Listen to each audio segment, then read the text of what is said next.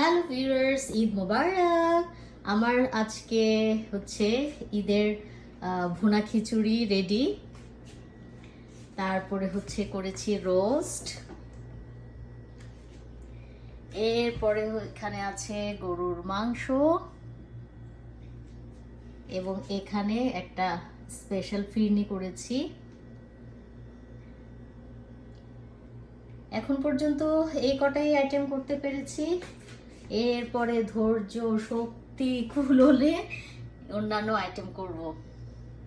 সবাই ভালো থাকবেন, সুস্থ থাকবেন এবং প্লিজ এনজয় দ্য ঈদ।